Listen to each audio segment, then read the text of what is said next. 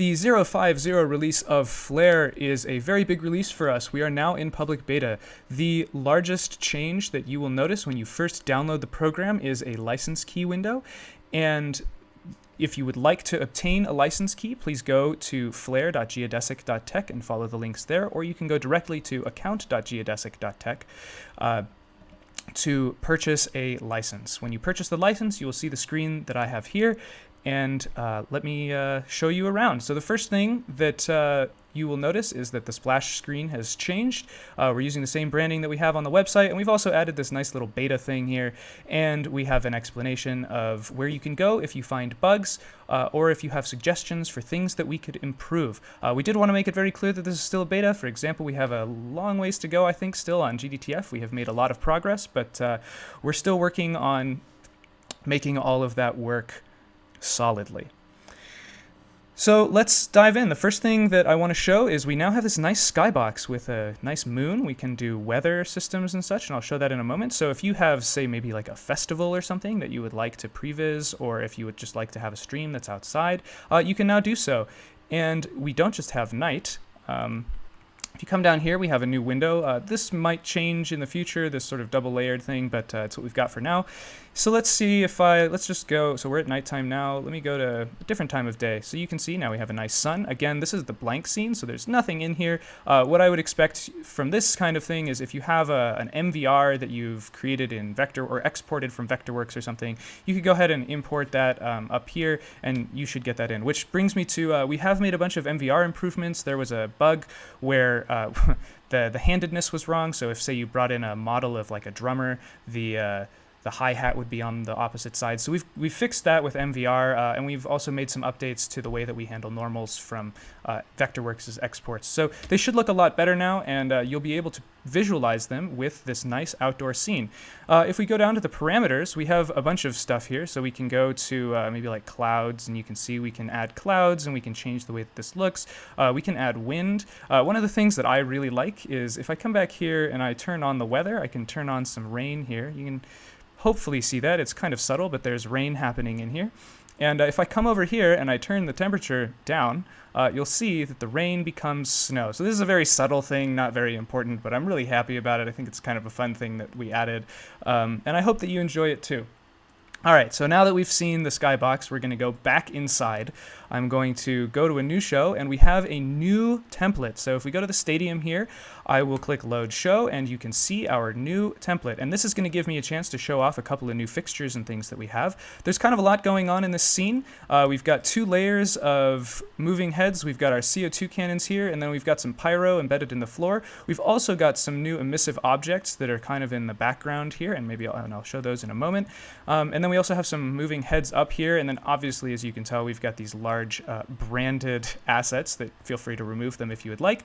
But we use this for some fun videos that we made recently. There are also, I'll add, these are also emissive. So we've added a bunch of stuff to make this template possible, and you can use all of those assets in any template that you would like, or in a blank template if you want to import things, import MVRs or GDTFs, etc. So the first thing that I'll show, one of the cool new fixtures, is if we go over to the pyro module here, so you can see like it's rather tall and it's kind of just embedded in the floor here. I liked that look better so that we didn't get these kind of warts in front of what is a nice glowing thing that I'll show in a minute. If we go over to our DMX panel, I'm going to go ahead and start that, and you'll notice that our flame is black, which is kind of odd, but that's because this is a special flame that we've created. We still have the old flame, but we thought it would be fun to add an RGB flame. This is something that's possible because of the refactor that we did and the way that we can now handle GDTF. So let's make our flame blue.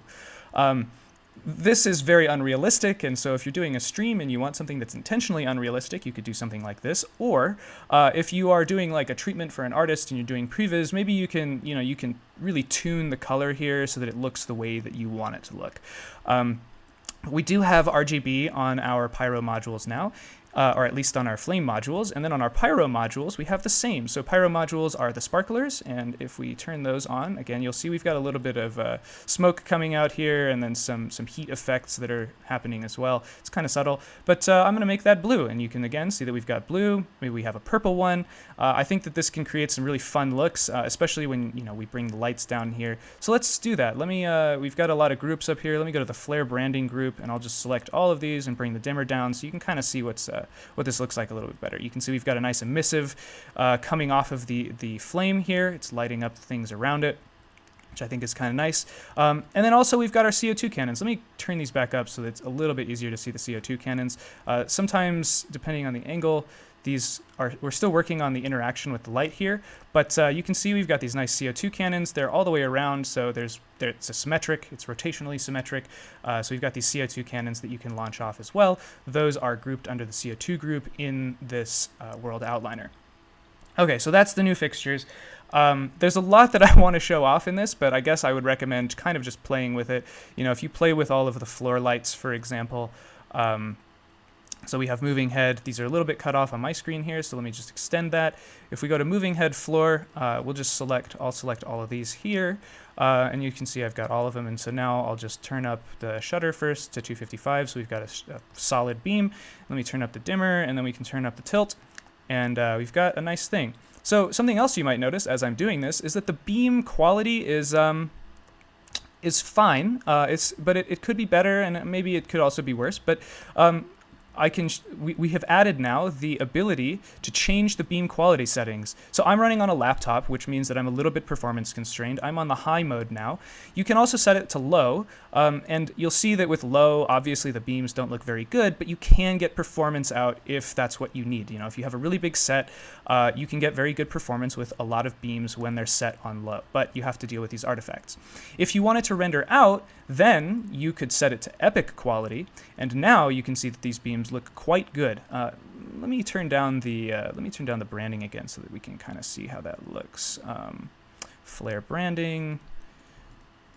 All right, let's grab these, and we will turn those down and go back to our moving heads on the floor.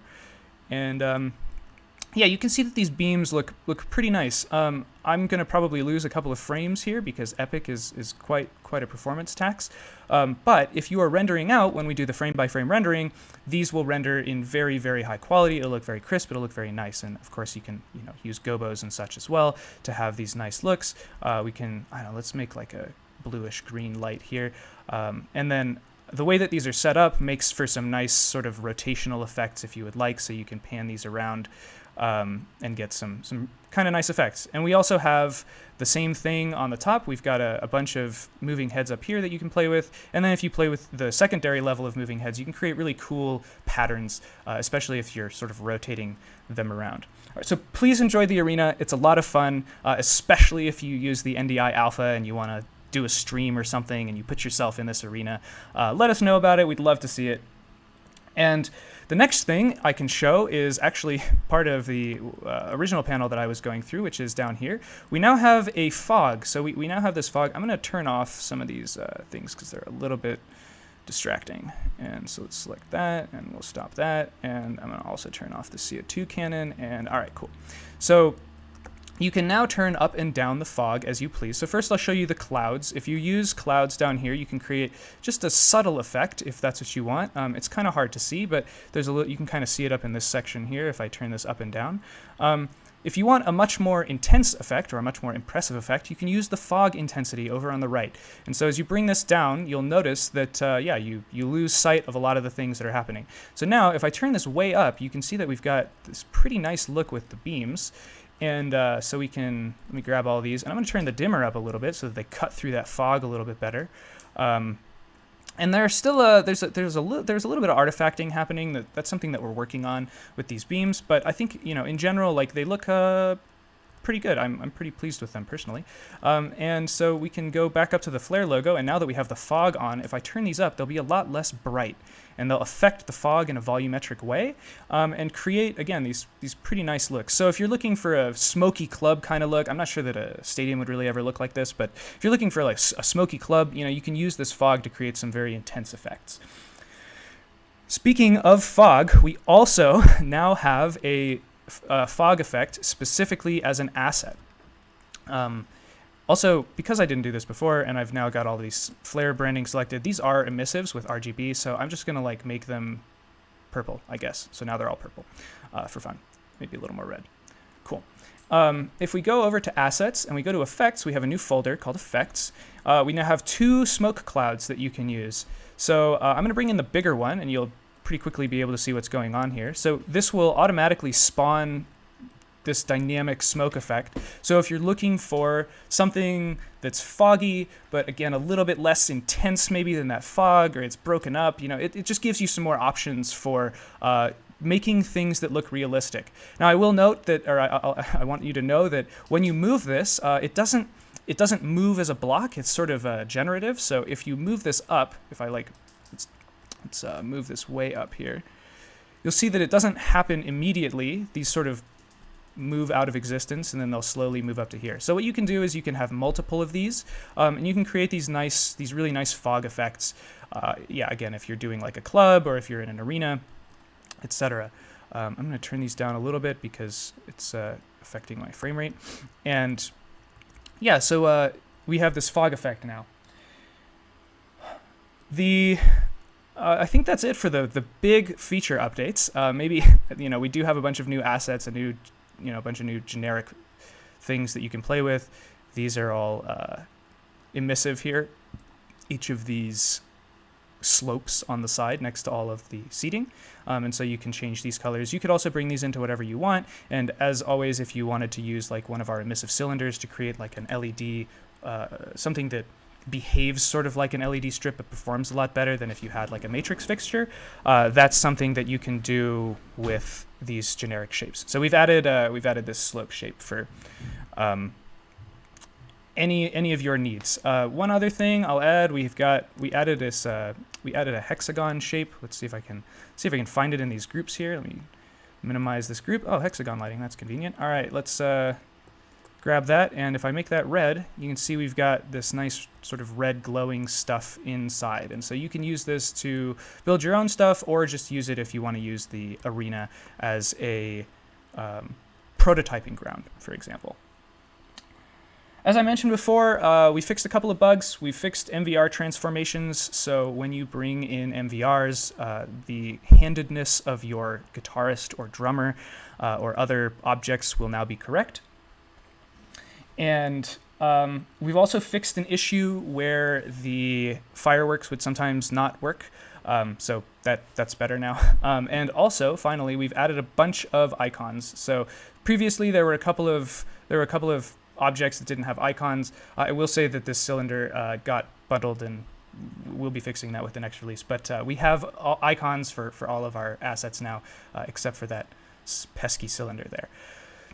With that said, again, this is a very big update. As you can see, there's a lot of stuff you can do in this arena. We've got the new skybox, and I can't wait to see what everyone does with this.